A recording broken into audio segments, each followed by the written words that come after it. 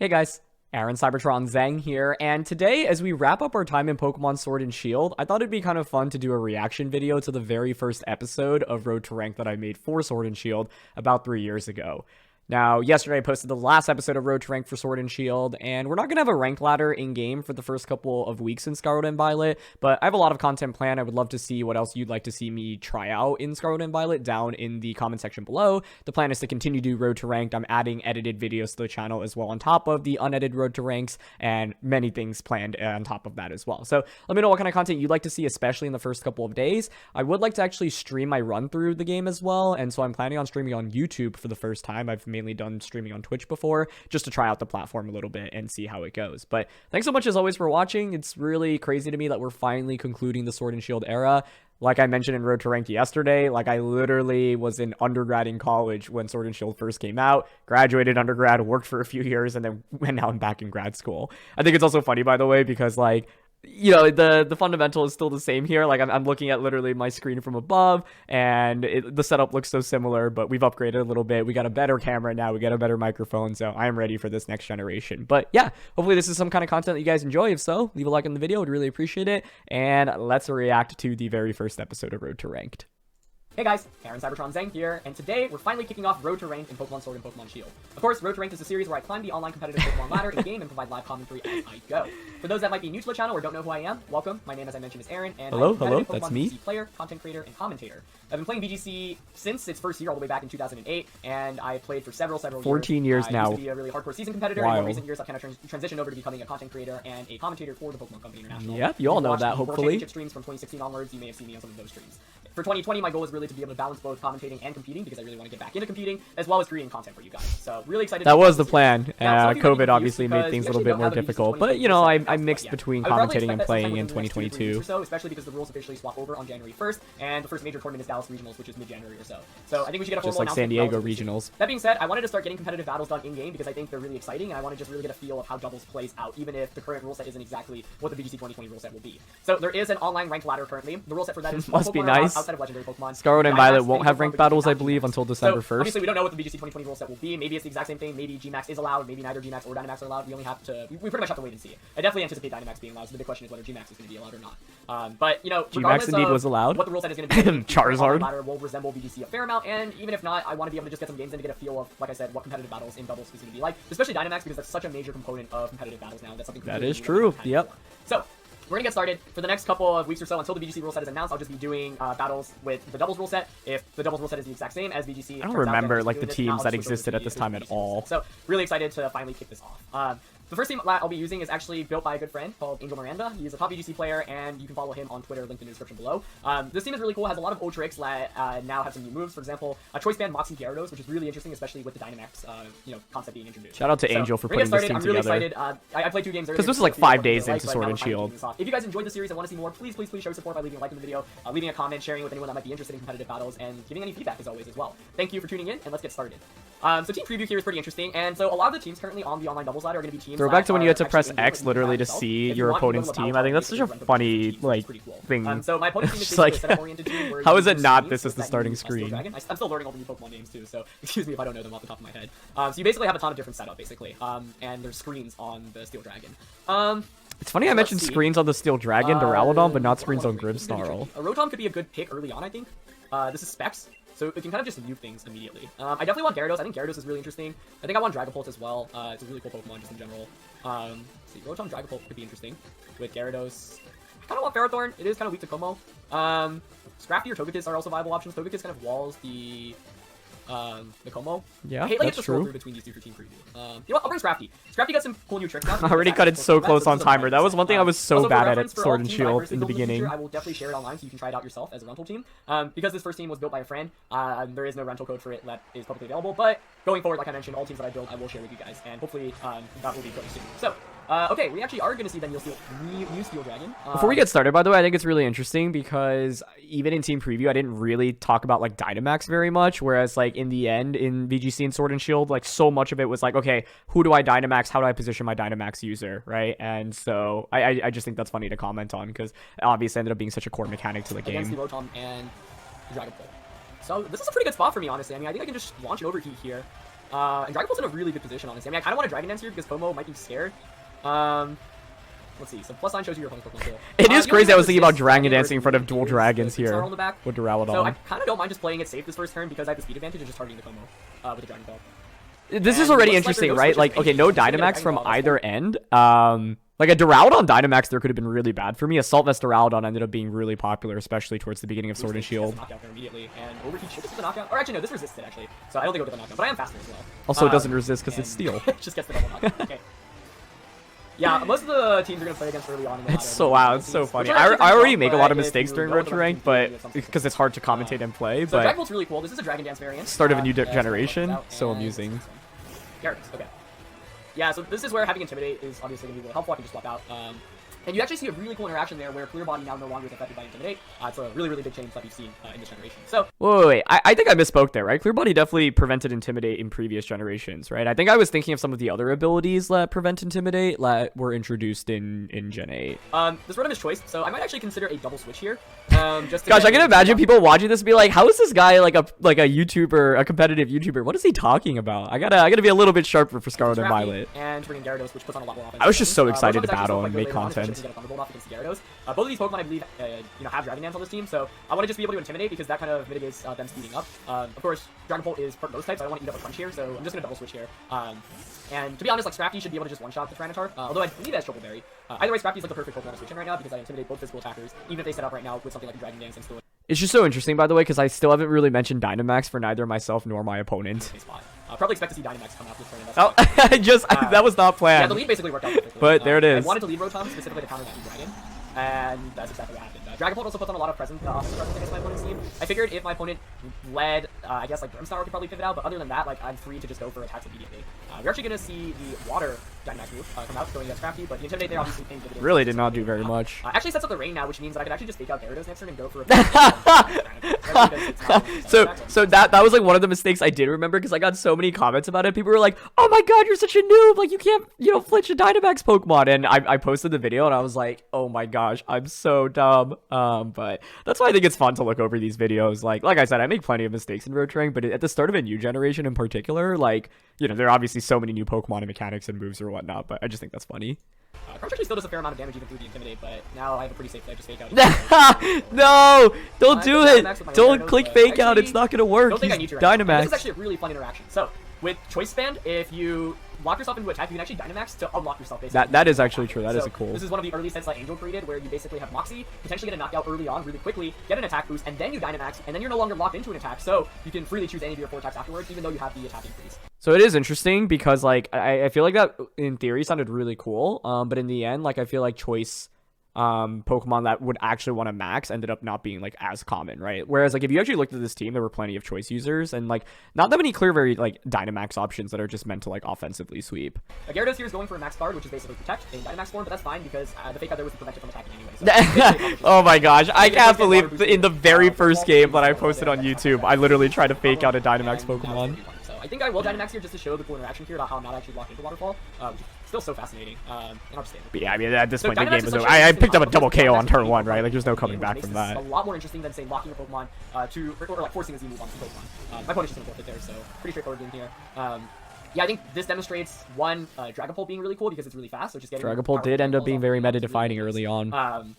So, yeah, pretty straightforward game there. So one of the cool things, as you'll see when you play the rank ladder as well, is you actually get items and battle points and stuff, I believe. So we just got to PP up for playing, which I think is really cool. I do actually want to comment on that because I do think it's cool, but I always felt like, I don't know, I feel like you should be rewarded a little bit more for ranked battles, and like sometimes the items are just random from my understanding as well. And so, yeah, I mean, you obviously get rewards if you climb up the ladder, but yeah, I always felt like they could give out more personally, but that's just my opinion.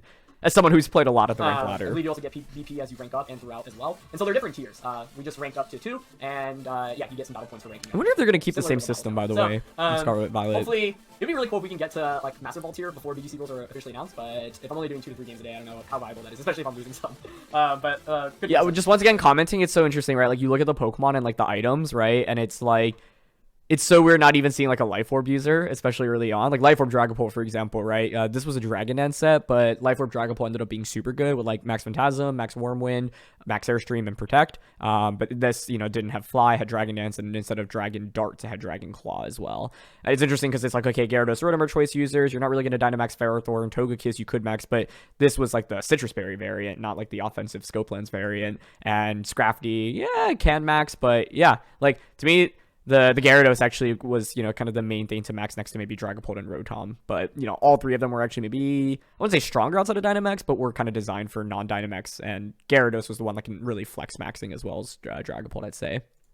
So this next thing is not one of those predetermined. Oh, that's a Dreepy. And it's got Dreepy? Is that what it is? Opposing. Is that the pre-evolution to Dragapult? I'm literally asking the same question okay, 3 years later. Ferrothorn here is really good, barring any random fire type attacks. And now one thing we don't have to worry about is Empower Fire, of course, which is pretty interesting. That is true. No HP Fire Fear. So let's see what I want to go for. A Togekiss would still be decent to redirect attacks away. I do want to play a Gyarados-centric game because Gyarados is so good, but I do have to worry about my Lodic, so I think I'm going to definitely need Rotom. Maybe Rotom and Ferrothorn. Yeah, I'd agree with all of that. Togekiss is not a Tailwind, unfortunately. Dragapult can be pretty good, but I do have to worry a lot about the Gardevoir. I guess against Gardevoir I can just go for a Shadow Force. Team Preview here is kind of annoying because you can just walk back in and out. Let's see. So who do I not want to bring, I guess, is the question. I guess I'll not bring Scrafty. I like leading Rotom. It's always fun to just also analyze like how you approach Team Preview. I think that's actually one of the best ways to improve in the game and see, do you agree with your decision making here? Yeah. I think that's fine. I kind of want to Togekiss here for redirection, but without Tailwind, I don't think it really offers me too much, especially because there's a fair amount of spread type attacks on my opponent's team, like Dazzling Gleam on Gardevoir, Rock Slide on Tyranitar. So, not sure if that's really worth it. I love that it shows you the screens, by the way, of you and your that part is cool. I should have made more trainer cards throughout Sword and Shield. Yeah, my opponent is going to lead a Gardevoir and the Milotic. Nice. Okay, so Specs Rotom here definitely feels is like really nice. VGC 2015. Let's see. As Dragapult and Rotom comes out. Yeah, I do have to worry about Scarf Gardevoir, I guess. Kind of want to just Specs T-Bolt here immediately. And go for a Shadow Force, I think. Or sorry, I kept saying Shadow Force I'm as just well. gonna show the offense this first turn. I should have like a counter on number of mistakes made. Also, how interesting is this, right? Like second game in a row, and no turn 1 Dynamax. Obviously this is the beginning of the game, right? So like people don't really even necessarily know how to use Dynamax or like let alone have like fully competitive teams. But yeah, I just think that's an interesting observation where I'm barely even talking about that as an option. Whereas now, knowing the knowledge of Sword and Shield, it's so much about, oh, how do I push the tempo and use Dynamax immediately? And Rotom's gonna thunder off. Let's see if there's a double combo. Does not look like it, but that's quite a tanky Milotic. Takes it with over half. As actually takes that really well. But we do have the speed advantage here. Although Gardevoir could be Trick Rooming here. No, just a Gleam. Okay. So that's really good. Trick Room could have been kind of scary. Although Trick Room would have been interesting because it would have meant that Dragapult would have went last. So I'll take that. Not the worst turn for sure. Another Thunderbolt here probably won't knock out Milotic because it does have the berry. Now I could switch into Ferrothorn, but I do have to worry about a potential Stone. Actually, shocked Milotic took it that well from Specs Rotom. Because I will take a lot of damage here on Rotom. The other question is whether Phantom Force actually knocks out Gardevoir. I think it would, but not entirely sure. I don't remember if the EVs on this team were perfect, or the IVs were perfect. I don't want to switch into Gyarados, because Gyarados getting burned would be really ugly. I guess the other question is, what use do I have for Rotom after knocking out Milotic? Because Milotic really is the main threat. It is good for Corviknight. Yeah. I think I probably will eat a Skull here, so I'm just going to switch into Ferrothorn, yeah. If I get burned, so be it. It's not the worst. But having Rotom to just one-shot Corviknight would be really good. Yeah, I agree with that. Right, so Ferrothorn's out. Gardevoir's going to switch out, okay, that's fine. Into, what is that? Tyranitar? Okay, that's fine. Yeah, so, I mean, you can see here that Ferrothorn's in a phenomenal position. It is. Flamethrower on Tyranitar. So, we get a Phantom Force off. It actually still does decent damage, around 25% or so. It's going to be a Hydro Pump, not even a Skull. Okay, so I'm really glad I switched to Ferrothorn. Nice. Skull is typically the better move because Milotic doesn't do much damage to begin with, so you kind of want to just fish for burns and heal up with Recover. Yep. The Recover there could have been kind of annoying, but the Recover comes out. Yeah, Ferrothorn's in such a nice spot. But this is the synergy that Milotic has. You can have it next to physical type attackers, so that your opponents are less incentivized to go for Intimidates, basically. Yep, exactly. Which is who I want to, Dynamax in this game. Probably Gyarados, I think. I think knocking out Milotic here would be ideal. Now, I am actually worried about... so Tyranitar here could have Flamethrower. It would be pretty obscure. It definitely would be pretty obscure, but it's certainly possible. It's funny, like, Tyranitar in so many years of VGC, like, you would just run classic, like, Rock Slide, Crunch, a Fighting type attack, Protect, have a Chople Berry on it.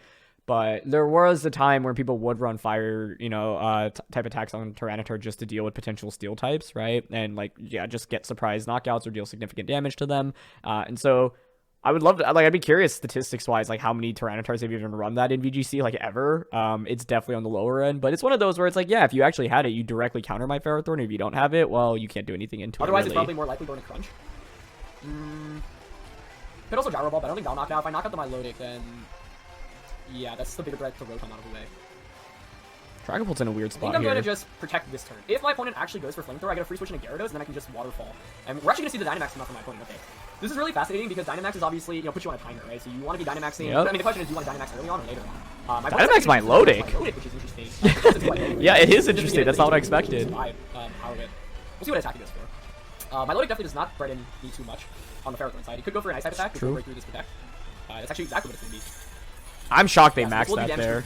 But that's fine. It will set up the Hail as well, which could be beneficial because it means that Rotom will actually do more damage to Tyranitar now that it doesn't get the special defense boost. And just the crunch from that. Okay, good. Perfect. So the Protector was exactly Yeah, what I needed. Ferrothorn's in such a Power good Whip, spot.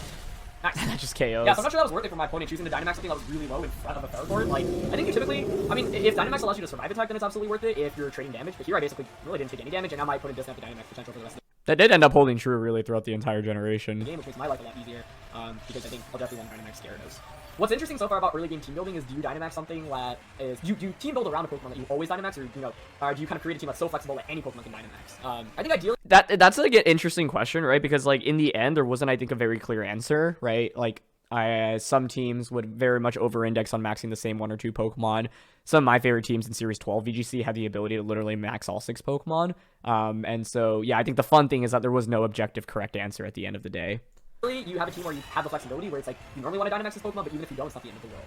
Which is actually something that was relevant in Series 12, right? It's like, if you could find sets that were strong both inside and outside of Dynamax, that'd be really big. Not just Series 12, really. A lot of the formats outside of the restricted format as well. Okay. So I'm gonna actually use, let's see, Ferrothorn's in a good spot right now for sure. I don't want to risk missing, so I think I'm just gonna Gyro Ball here. And I think I'm just gonna actually Phantom Force just to avoid an attack from the Tyranitar. Basically, with Gyro Ball damage and Hail damage, maybe Tyranitar actually faints next turn from Phantom Force. It's interesting, like, rewatching these games, right? It's like, yeah, after this, I'm in such a good position because I just have full Dynamax advantage and my opponent doesn't have any Dynamax left, right? And so, yeah, I think, like, the power of Dynamax is not to be understated. And we obviously know that now, but when Sword and Shield first started, you know, just gotta get experience. But I basically with want to it. avoid a crunch this turn, which will knock me out. Home Claws. Actually, Home Claws. Okay, that's pretty cool. Now, Corviknight's quite bulky. You don't think it really should threaten the Ferrothorn too much, though? As Ferrothorn actually EQ. Okay, interesting. That shouldn't do very much with Ferrothorn, though. It's a relatively bulky Pokemon. Yeah, especially with Black barely Ferrothorn, dented it. So, Gyro Ball here will do some damage to Tyranitar. Oh! Actually gets a knockout. I wasn't expecting that. Okay, nice. It's funny, I'm literally having the So same far so good. reactions. Like, I don't think, remember this my at all, Dynamax but early on obviously has been, my internal damage calc would not have and I've still got expected that Rotom, KO, which is 4 from Corviknight, so that even was all these years later.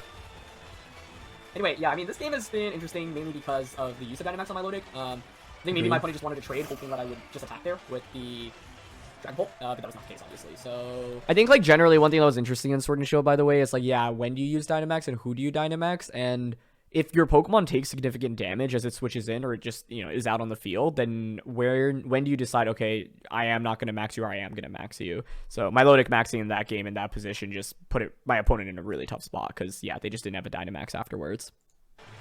Phantom Force should just get directed into Gardevoir, right? So I'm just kind of free to leave here, I think. We'll see if it knocks out Gardevoir. I kind of expect it to. Gardevoir's not exactly the most defensive Pokemon. And, Oof. Nice. Bye-bye. This is hype. My first time playing with a new Pokemon, and it's been putting in work. I haven't Dragon Danced with it quite yet, as Gardevoir's actually faster, or are we seeing something like a Whirlwind here? Oh, it's going through Revenge. Okay. We should That survive. is fairly interesting. Nice. Yeah, so pretty much, I mean, Ferrothorn looked really good in Team Preview in this game, and fortunately my opponent didn't have something random like Flamethrower on Tyranitar, and it actually basically could have 1v4 this game. My opponent That's really true. for it.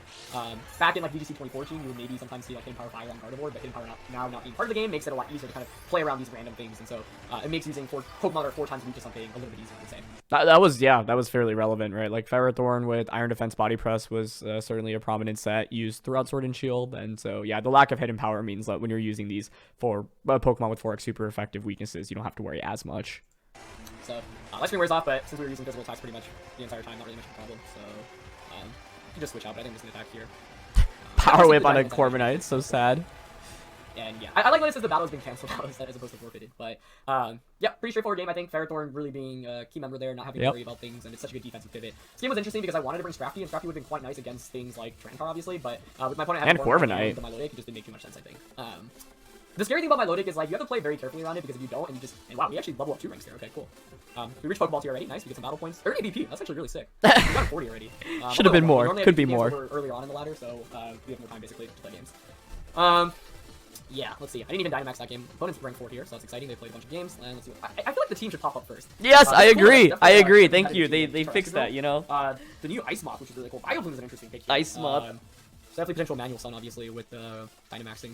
It is interesting, by the way, because like Arcanine, Tyranitar, Excadrill actually were really meta relevant in the beginning of Sword and Shield. So Scrafty like Dynamax Excadrill is one of the most common Pokemon you would see. And so would Dynamax Tyranitar. Like that, the flexibility of that duo was really strong. it's obviously decent for the quick Intimidate against the physical attackers. If my opponent decides to leave, for example, Tyranitar, Excadrill. Like I could leave Scrafty and Gyarados, which I'm kind of actually tempted to do, just to get a quick fake out and banded attack. Not sure how great Dragapult here is, being weak to Frostmoth and Gardevoir. Okay. Scrafty Gyarados. It's mainly the Tyranitar, but okay. I think maxing Dragapult actually is interesting. Really good if I knock out the Arcanine. So maybe the goal is to knock out Arcanine and then just wall with Ferrothorn. Yeah, I think it was clear, like, rewatching this, like, I didn't really go into a game plan with, like, who should I be Dynamaxing, and, like, it makes sense, right? It's the start of a new generation, but I just think that's interesting, because, you know, I would say as we progress in Sword and Shield, like, my number one priority in Team Preview would be like, okay, who am I maxing, or who's my opponent gonna max? And I want Ferrothorn as a switch into Fairy type attacks as well, because I don't resist Fairy too well otherwise. So the question is, do I want to bring Togekiss? How important is Follow Me? I don't think it's that important in this because of the spread. I agree with that. So I think I'll go Scrafty Gyarados, Rotom, and Ferrothorn. So let's do that.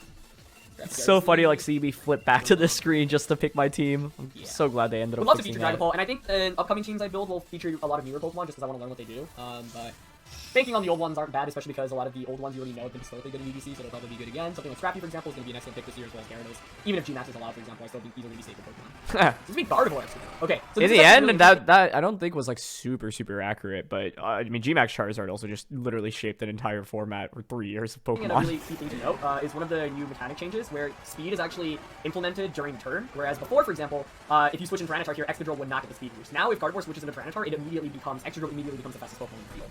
So there are a bunch of options here. We do have Fake Out, so we can just go for Fake Out into Gardevoir and launch a Waterfall into Excadrill. My opponent's Gardevoir might switch out. Gardevoir might also just stay in and go for something like a Hyper Voice immediately, but I don't mind Fake Outing here and Waterfalling Excadrill, I think, just to play it safe. It is once again interesting, like willingness to just click Fake Out without fear of Dynamax, where it's like, oh, Gardevoir here could just totally Dynamax, right? And Gardevoir does get Thunderbolt, I believe, so it could max Lightning the Gyarados, which would be super interesting, but yeah. Switch Gardevoir out into Tyranitar, but then you have Tyranitar and -1 Excadrill against Gyarados, Scrafty, both which can just one-shot you. So I think I'm gonna play safe this first turn, just Fake Out Gardevoir, Waterfall, Excadrill. And Excadrill's gonna be one-shot you, okay. Into Frostmoth.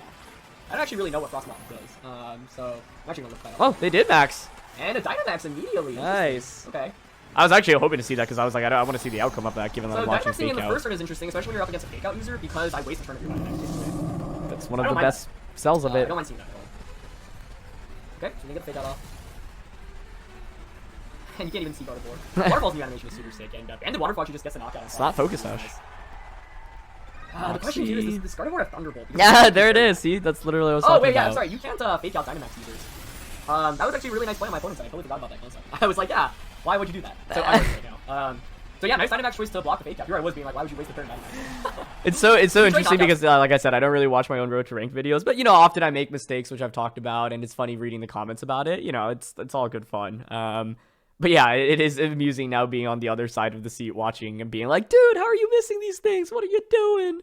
There. As left. Okay, that's good to know. So you can either bring out Tyranitar or Excadrill right now. The interesting thing is that you can't bring out both. My opponent didn't seem to bring very good Ferrothorn answers here either. I think I'm just gonna go out in a Rotom actually. Yeah, I can Volt Switch. It's okay, yeah. Gyarados is also faster than Gardevoir, which is a huge piece of information because I got that knockout. So I can just go for Dynamax on myself and target down the Gardevoir. Seeing Rotom versus Excadrill is interesting, by the way, because like Mold Breaker Excadrill was used as well throughout the early Sword and Shield format, which was obviously helpful against Rotoms. Let's see. My opponent could swap out Gardevoir now into Tyranitar and just launch a Rock Slide, which would be annoying. Maybe Ferrothorn would have been better, because surely my opponent's lost with Tyranitar. You can't flinch though, Dynamax. Ferrothorn looks so really maybe it's better good to right Dynamax Gyarados. I just want a Waterfall to knock out Excadrill. Yeah, because then Ferrothorn should win this game. So I'll Volt Switch the Gardevoir. If it switches out in Tyranitar, that's fine. If it stays in, then I just give it out. Yeah, and I'll go for okay. the Dynamax and attack the Excadrill here. So we'll see my opponent switches out. Doesn't look like it. Okay. So that's good because it means the speed advantage is not in my opponent's favor, or you don't have. I don't know how fast the Excadrill is. I mean, normally like you run like a fair amount of speed anyway. Yeah. So we'll see if Gyarados actually has speed here. Even if not, though, I'm Dynamaxing here to avoid the flinch chance, as I just learned. That's something I knew. I totally forgot about. You kind of have to see it in action. Yeah. So I'm just gonna Volt Switch here. I could have just overheated the Excadrill, but the reason I didn't was because I was afraid of Tyranitar coming in on the other slot. Ferrothorn here is a great pivot. It should wall pretty much everything my opponent's gonna launch my way. Yeah, Ferrothorn I looks get to knock down amazing this at this Excadrill, point, then I think Ferrothorn unless there's a random fire type attack. And I'm faster. Excellent. So I think that should be the game here. Not if they have Sash, I guess. No Sash either. This is where Scrappy is. Turn that early Intimidate basically forces I guess even if they had Sash, like, you probably couldn't KO Gyarados, and you actually, unless you had Max Protect, Lightning. you still get some damage through. But now Gyarados just Moxie sweeps. Boost, are we going to see a Thunderbolt? Nope, this is fine. Max Storm, or not Thunderbolt, Electric Attack, or we take that. That doesn't even do half, wow. So, even though my opponent blocked that Dynamax turn 1, the ban on Gyarados allowed me to just get quick knockout, which is really nice. Yeah. Okay, so changes to frame, but at this point, like I said, Leftovers, yeah. Gardevoir's not a threat at all. Once again, when you're playing the ladder literally in the first few days and there's no actual official rule set, like, yeah, a lot of people are just taking the Pokemon they've caught in game and trying to create a team around it, which makes total sense. So I actually play it safe here and switch out into Rotom, and just go for... actually, let me think this through. I don't want to throw this game. We know Gyarados has a speed advantage against Gardevoir. Arcanine's Throw Blitz in rain actually probably doesn't knock out the Ferrothorn. Yeah, I wouldn't expect it So to. it actually might be better just to Gyro Ball Gardevoir and go for Water into Arcanine. I was worried about Arcanine having an electric type attack, but... Yeah, Wild Charge would have been scary there. Nice. Probably play fourth one, actually. It's the first debut episode. Gyarados is looking so strong, though. Like, it was a really fun early meta option, but, you know, I think, Choice Band and Moxie was fun, but it meant your options were a little bit more limited. I was, like, surprised about that. Anyway, yeah, the whole Dynamax gosh, Gyro just one-shots Gardevoir. I'm glad that I learned my mistake in this one. I think one thing that is interesting is, like, my opponents, I feel like, throughout this episode just, like, made maxes on Pokemon that maybe just aren't, like, as strong as their strongest options, which is fine, right? Part of the point of maxes being flexible, but they weren't able to get too much damage in any of the games. But the upside of Dynamax is that it's always single target attacks, right? So there, my opponent Dynamaxing meant that I didn't have to worry about Dazzling Gleam, so Gyarados didn't have to take any chip damage.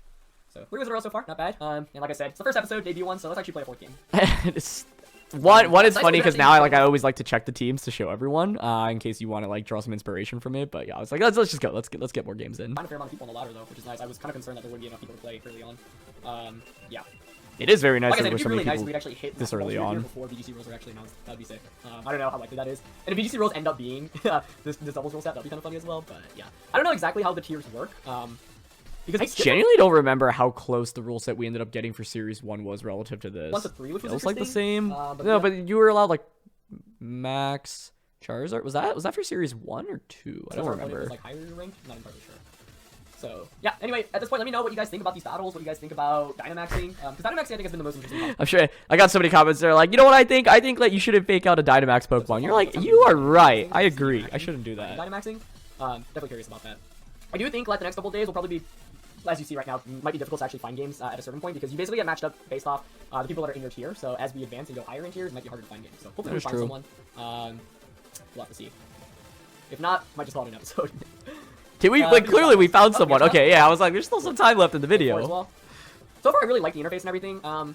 I do wish there was like a rating as well as a rank, kind of like you have in a lot of other competitive games. Like some of my opponents using the default rain. This seems pretty. Oh, it's default. Okay, I was gonna say it's pretty legit. It's scary. It's very scary. Especially because the threat. Okay, so I mean, I'm definitely gonna. But like, what do they have to beat Ferrothorn here, right? I guess like Max Barraskewda, maybe. Yeah, I mean Ferrothorn itself looks really good here. Ferrothorn. Although it didn't have body press at this time, right? My opponent's got that Barraskewda Pokemon, which is really interesting. Gosh, now I'm like, I gotta learn so many new Pokemon. Like, I'm impressed. I actually knew a lot of these names 5 days in. But it's a lot of fast damage off. I think I definitely need one of Rotom and Scrafty. Bringing Rotom can be a little bit difficult because if I don't change the weather, I kind of just get blown away by Ludicolo and the Cyclone. Yeah, Raichu, yeah. The damage output is tempting, but I think Scrafty is probably a more consistent call. So I think what makes most sense is probably Scrafty, Ferrothorn, Gyarados, and Dragapult. However, I could also go Togekiss, Dragapult, and basically go for a Follow Me Dragon Dance oriented game. That might actually be kind of interesting. Yeah. But Gyarados is quite good here because of its resist to things. Tricky. This one is tricky. I'm like, I'm even rewatching. I'm like, well, what would I fully do? Gyarados. I want to feature Dragapult so much.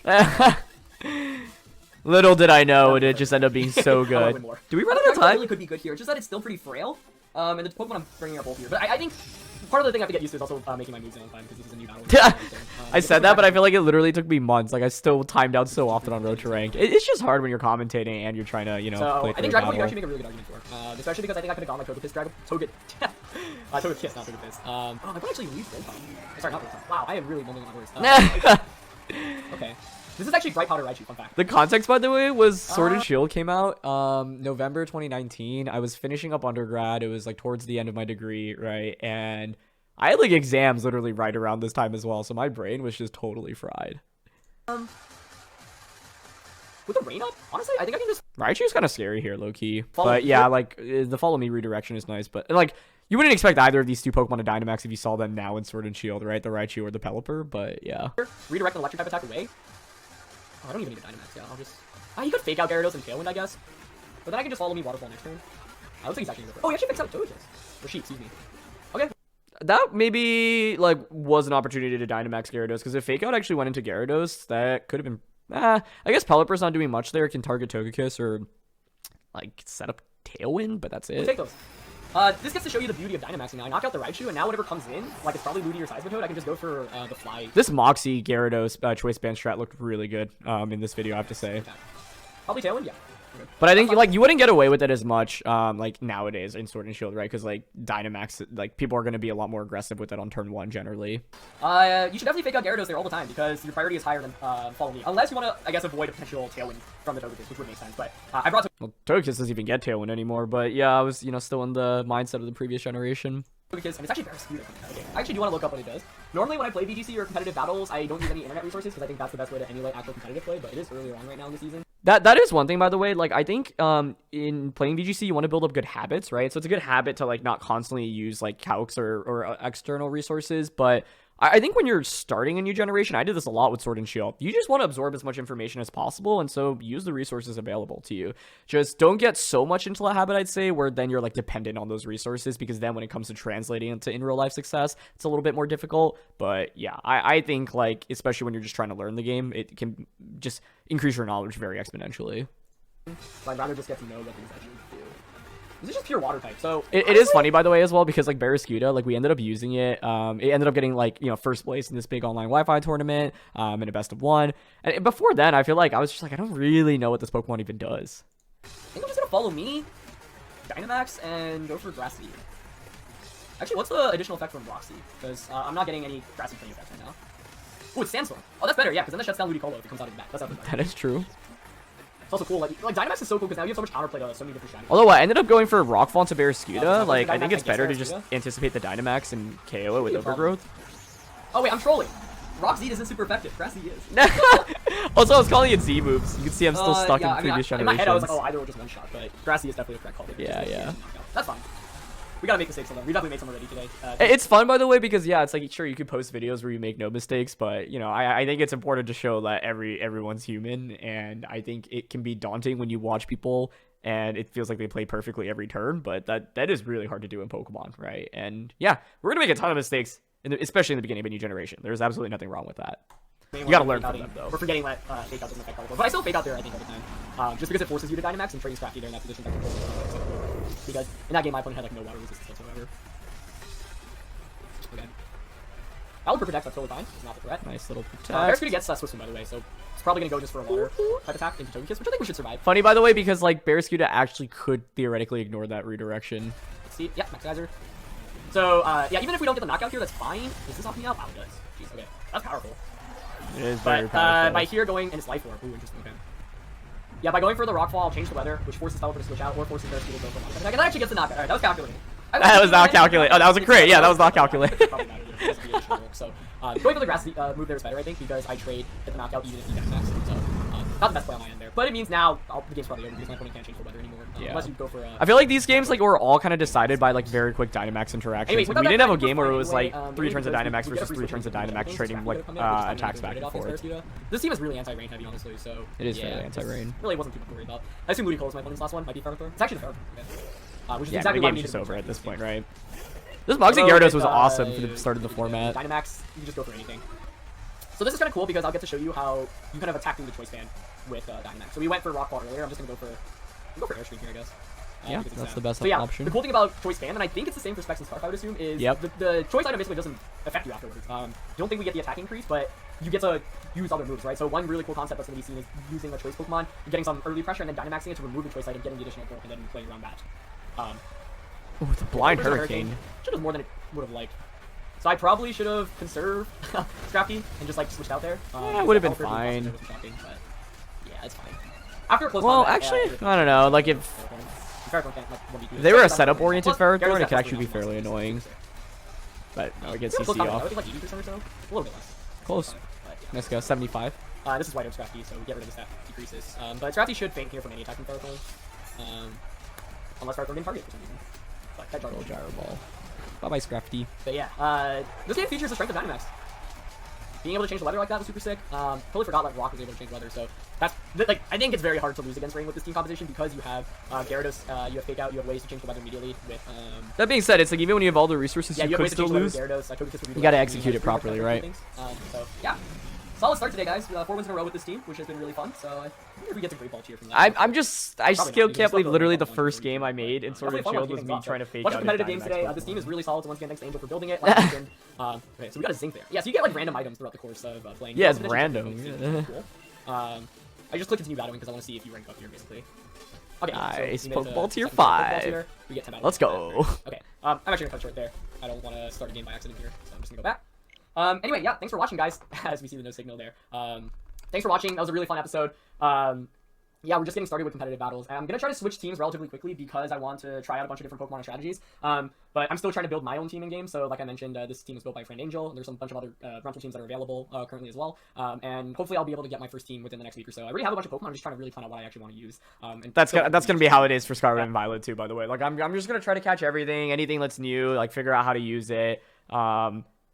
I think Dynamax actually seem more intuitive to me than Terrestrializing. I don't know if that's going to end up holding true, which will be interesting, but I don't know. Like, Terrestrial is just a crazy concept, and so that's going to take some time to get used to, especially because it's like, oh, you know, all these old Pokemon, well, now they can just be any type, right? It's like, yeah.